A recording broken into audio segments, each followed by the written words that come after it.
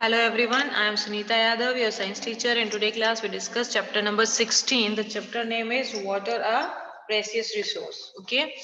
Question number 1, आपका mark true if the statement is true and false if the statement is false. हमें true false लिखना है कि भाई जो statement right है उसके आगे हमें true mention करना है, then statement wrong है, then हमें false रखना है. Okay.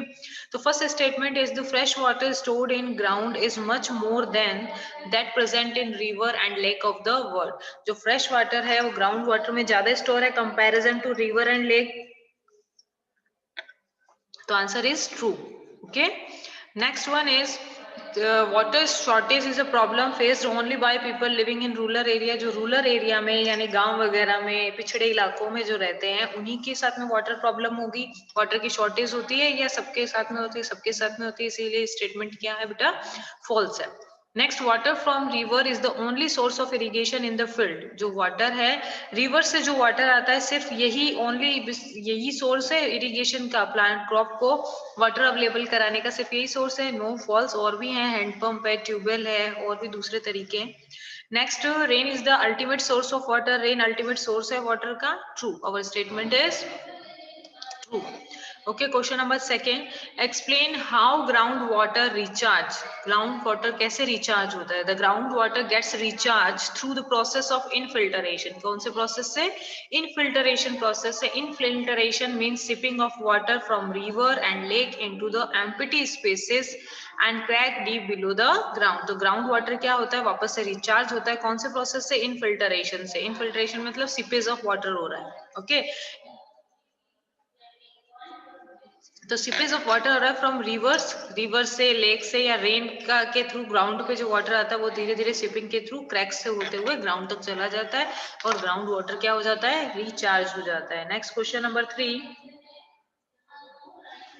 There are 10 tube wells in a land of 50 houses. 50 houses में 10 ट्यूबवेल्स लगे हुए हैं. What could be the long term impact on the water table? तो लंबे टाइम के लिए अपन इस तरीके से यूज करेंगे तो क्या इफेक्ट होगा?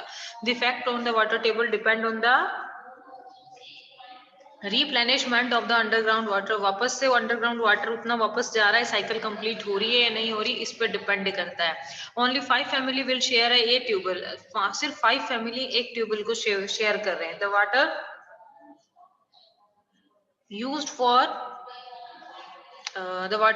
daily domestic purpose will not affect the water table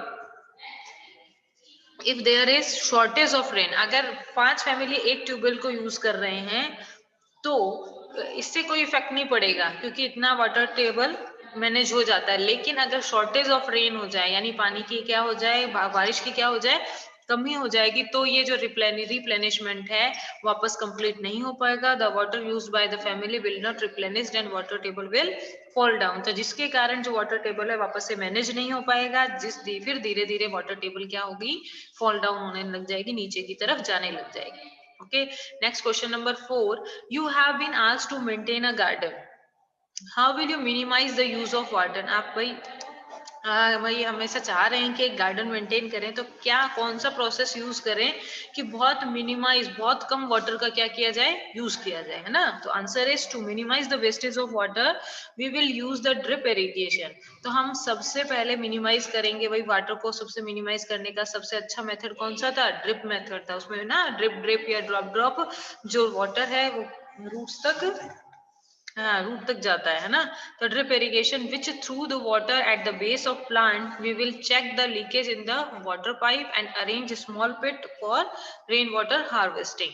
तो इसमें हमने ड्रिप इरिगेशन कर सकते हैं, वो वाटर के बिल्कुल बेस में जाकर वाटर सप्लाई करता है. We will check the leakage. हम ये भी चेक लीकेज भी देखना पड़ेगा कि जो वाटर पाइप हमने पूरा अरेंजमेंट लगाया है ड्रिप इरिगेशन का उसमें कहीं भी लीकेज नहीं होना चाहिए. And small pits for rain water harvesting. और छोटे छोटे अपने फील्ड में या गार्डन में पिट बनाने के लिए ताकि बारिश हुए तो वहां पर रेन वाटर क्या हो जाए? कलेक्ट हो जाए. The collect rain water will be used later. जो ये कलेक्ट हुआ रेन वाटर है वापस से हम उसको यूज कर सके.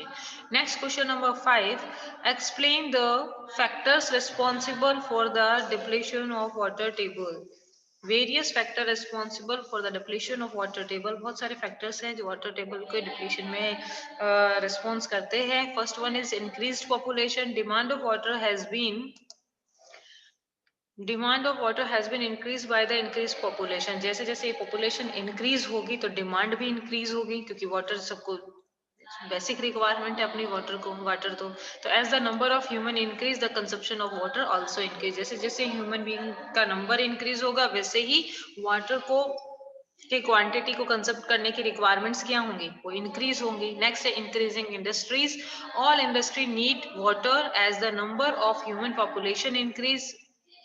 ह्यूमन पॉपुलेशन इंक्रीज हो रही है तो उनकी रिक्वायरमेंट को फुलफिल करने के लिए इंडस्ट्रीज भी इंक्रीज हो रही हैं, और इंडस्ट्रीज में भी वाटर का ज्यादा यूज हो रहा है। The number of industries are also increase which definitely increase the consumption of water. वो भी क्या कर रहे हैं, जिससे इंडस्ट्रीज के बढ़ने से जो वाटर का कंजप्शन है वो भी क्या हो रहा है बेटा, इंक्रीज हो रहा है। Next, lack of water conservation techniques. Main source of water on earth and from the underground water is rain. जो lack of water conservation technique है, हम वाटर को कंजर्व कर ही नहीं रहे हैं, कोई टेक्निक यूज नहीं कर रहे हैं, तो सब उसकी कमी हो रही है, जिसकी वजह से जो रेन वाटर है वो एज यूजुअल ना कंजर्व नहीं हो पा रहा है। तो मेन सोर्स जो अर्थ सोर्स ऑफ वाटर है वो रेन से ही तो आता है। The water of the rain is conserve can increase the ground level. अगर हम वाटर रेन वाटर को कंजर्व करना सीख जाएं तो बहुत ज्यादा पानी वापस से इंक्रीज हो सकता है, ग्राउंड लेवल, ग्राउंड का जो वाटर लेवल है वो इंक्रीज हो सकता है। But this is not done due to a lack of water conservative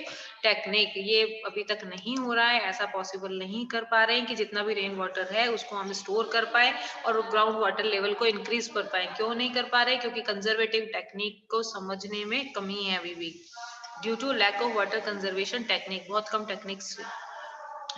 next, agriculture activity. India is a country which depend on agriculture. India वो कंट्री है जो डिपेंड करती है एग्रीकल्चर के ऊपर। The land use for cultivation has increased. Land, अब population ज्यादा हो रही है तो कल्टीवेशन भी हमें ज्यादा करना पड़ेगा। For the consumption of water of agriculture has increase, जिसकी वजह से वाटर का कंजप्शन एग्रीकल्चर में भी इंक्रीज हो रहा है। Irregular rainfall has increase the consumption of ground water. जो इरेगुलर रेनफॉल है वो क्या कर रही है, इंक्रीज कर रही है किसको, कंजप्शन ऑफ ग्राउंड वाटर को। This has increase the depletion of ground water. ये सारे के सब जो भी 4 रीजन हमने रीड किए हैं, increase population, increase industry, lack of water technique and agriculture activity, ये सभी एक्टिविटीज हैं, फैक्टर्स रिस्पॉन्सिबल हैं depletion of water level sorry water table. Next, question number 6, fill in the blanks with the appropriate answers. People obtain groundwater through, people जो obtain करते हैं ground water को through कौन किस किस के मेथड, कौन से मेथड से, well and hand pumps, well से और हैंड पंप से। Okay, three forms of water are, three forms of water क्या है, solid, liquid and gas. Next one is with three form of water, तो पता ही अपने को सॉलिड की फॉर्म में, लिक्विड की फॉर्म में एंड गैस की फॉर्म में होते हैं। नेक्स्ट थर्ड नंबर है फिलिंग द ब्लैंक्स में, थर्ड सी पॉइंट जो है, the water bearing layer of the earth. जो वाटर है अर्थ के बिल्कुल भी लेयर्स के बीच में जो वाटर स्टोर रहता है उसे हम क्या बोलते हैं, aquifer. Next, the process of water seepage into the ground is called. जो वाटर है सिपेज हो रहा है वाटर का, जैसे रेन आई, वाटर ग्राउंड पर गिरी, ऊपर से ऊपर लेयर अर्थ से लोअर लेयर नीचे की तरफ जाने को सिपेज बोलते हैं। इस प्रोसेस को हम बोलते हैं इनफिल्टरेशन, कि वाटर अपर लेयर से अंदर की तरफ आ रहा है तो इनफिल्ट्रेशन प्रोसेस की तरफ, सिपेज की तरफ, सिपेज प्रोसेस से आ रहा है। ठीक है, तो इस प्रोसेस को बोलेंगे हम infiltration. Okay, next, question number 7, which one of the following is not responsible for water shortage. ठीक है, तो इनमें से कौन सा चीज रेस्पॉन्सिबल नहीं है जिससे वाटर शॉर्टेज होता है। First one is rapid growth of industries. Yes, ये रीजन है, अभी हमने रीड किया कि ज्यादा इंडस्ट्रीज होंगे तो वाटर भी ज्यादा यूज होगा।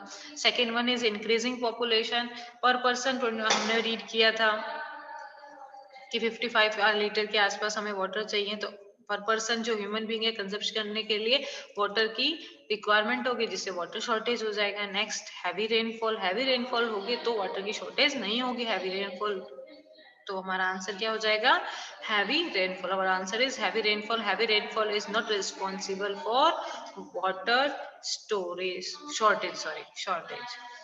Next, question number 8, choose the correct option, the total water. In the lake and river of the world remain constant, lake और रिवर में जो वाटर होता है वो हमेशा कांस्टेंट रहता है, no. Under the ground constant, जो ग्राउंड वाटर है वो कांस्टेंट रहता है, no. In the sea and ocean of the world remain constant, जो सी के अंदर पानी होता है पूरे वर्ल्ड में वो कांस्टेंट रहता है, no. Of the world remain constant, of the world remain constant, से पूरा वर्ल्ड जो है उसके अंदर वाटर क्या होता है, कांस्टेंट पे होता है। किस वजह से कांस्टेंट होता है, आगे क्वेश्चन पूछा हुआ है। Make a sketch showing ground water and water table, label it. Answer क्या होगा, ground water and water table में वाटर टेबल, ये एक्वीफर, ये आपकी बुक में बहुत अच्छा पिक्चर दी हुई है, आप उसको देख के बना लीजिएगा। ये आपका फर्स्ट हैंडपंप, ये वाटर है, ये स्ट्रीम और लैक है। तो ग्राउंड वाटर और वाटर टेबल का स्केच बनाया हुआ है। तो यहाँ पर रिचार्ज हो रहा है वाटर, भाई रेन के थ्रू क्या हुआ, वाटर सीपेज के थ्रू वाटर टेबल पे, एक्वीफर पे इस जगह पे आया, हैंडपंप के थ्रू हम उसको वापस यूज कर सकते हैं। स्ट्रीम एंड लेक में ओपन वाटर है जिसे ग्राउंड वाटर है, जहाँ से इवेपोरेशन मेथड के थ्रू वापस से क्लाउड्स बनेंगे, वापस रेन आएगी। तो इस तरीके से वाटर साइकिल जो है मेंटेन रहता है। ग्राउंड वाटर और वाटर लेवल इसमें बताया हुआ है। ओके ओके, आपके ये सारे क्वेश्चंस हो गए हैं। I think you all are understood each and every question.